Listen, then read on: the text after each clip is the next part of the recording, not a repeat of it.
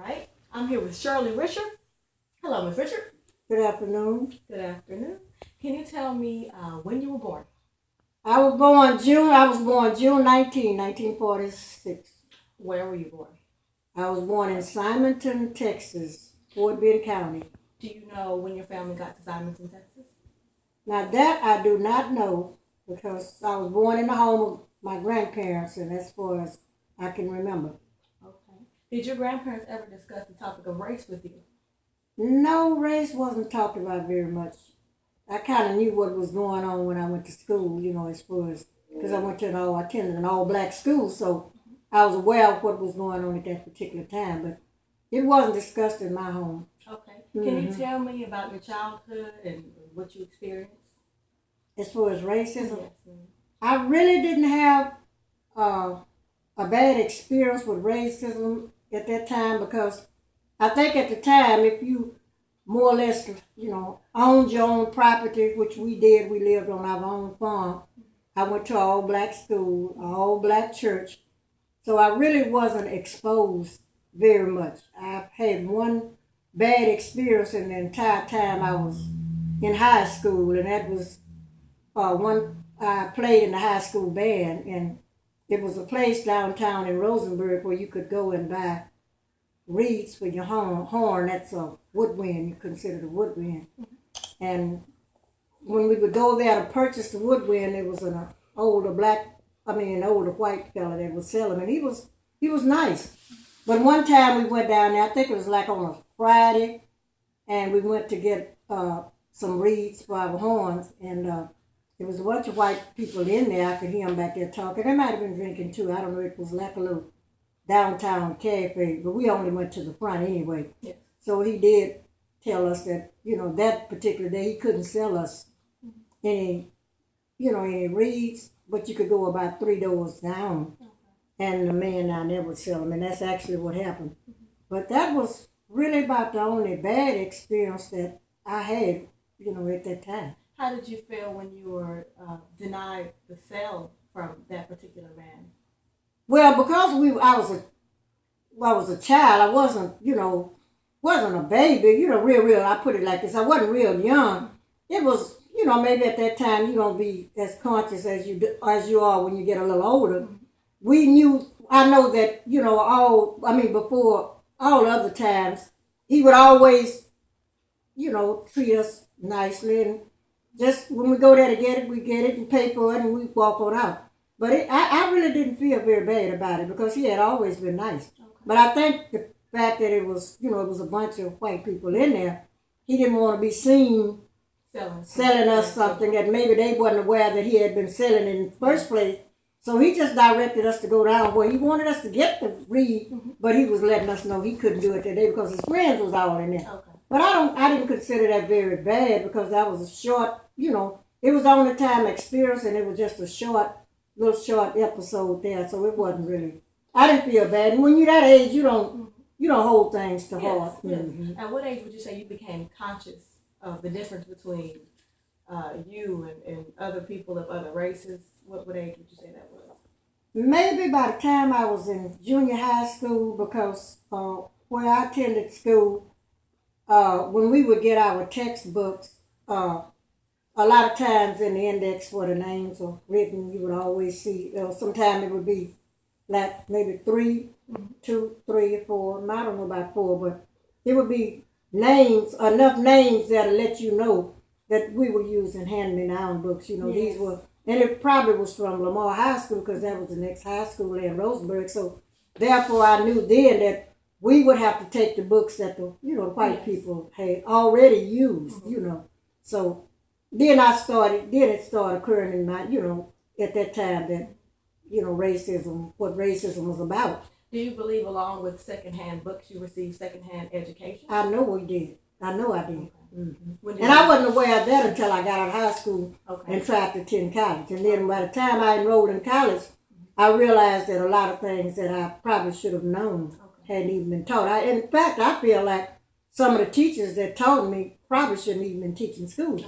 These were black teachers that only taught in black schools. Yes. And they really wasn't properly trained either. So I don't, that had a lot to do with it too. Okay. Now that's my opinion, you know. Okay. Other people might not feel the Would same you way. have preferred if they were teachers of part, if they were white, would have preferred them if they, over a black teacher that kind of? I can't say that because at that time, black teachers didn't even teach in white schools. Yes. But I think I would have gotten a better education had I gone to a better school. Okay, so you don't mind the color of the No, teacher? the color was fine because Oh. at back, my first teacher was my aunt, which was my biological father's sister. Yes. And I say the same thing about her. Okay. Mm-hmm. Do you remember any other interactions with people of non-African descent? You know, that's the only experience that I actually had. Yes. And that's not a lot for that particular time, but like I say, because I wasn't around it, had I been living in an area where, you know, it was like maybe if I been living here in Houston, where, you know, it was a lot of, you know, schools were larger and, you know, your population was different, Yes. I probably would have had more stories to tell. Yes. But like I say, we lived on our own property and we only been, you know, I just really wasn't exposed to white people. Okay. But I aware at that time what was going on when I got old enough to recognize it. If you had a choice of saying, I grew up around a multifaceted place with a lot of different races, or growing up in a place that was black business, black owned, and only had black people in it, which one would you choose looking back on it? Probably the first one, the one where it was people of different races. And why do you say that? Because I think that you can learn more. Mm-hmm. You know, I mean, I'm aware of the black culture. Yes. But it's a lot of things that I'm learning now. I'm older, but it's a lot of things I probably would have learned. I would have learned had I been around other races of people. You know, so it probably would have been an advantage to be around a multicultural. You know, different people of different races. I think so. Mm-hmm. Can you recall a notable moment in history, how you reacted, where you were, how old you were, and what happened? The first one that I can remember was when President John F. Kennedy was assassinated. Okay. And that was in 1960, 63. I'm getting old and I can't remember dates like I used to, but I think he was killed in 63. Mm-hmm. And I can recall that because when it was announced on the intercom, at that time we had intercom systems in our school, and when the principal announced it, everything just went. I mean, you know, children were able to get up and leave the classroom. Teachers were crying, and I had a good friend of mine. Some kind of way we wind up leaving the classroom, you know, because kids take advantage of situations like that.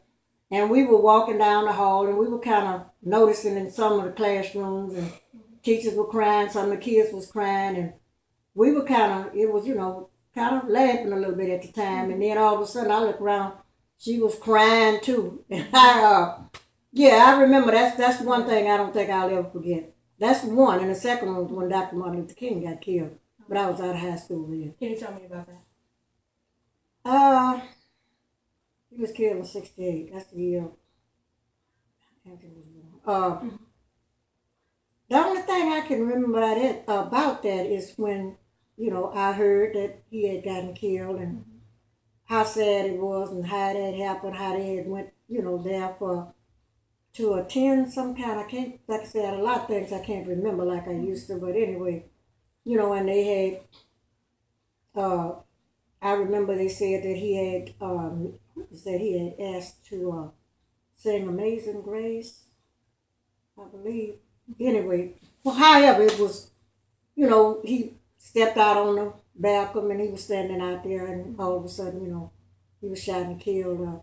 It's been a long time ago because it's been close to about 47 years, so it's a lot of stuff I can't remember exactly like it happened, but those were the main two times in history that I, you know, I'm very much aware of that, and I probably won't ever forget. Okay. Going back to Kennedy now, do you remember or recall any, or how you view Kennedy's relationship with black people, or how black people around you viewed Kennedy?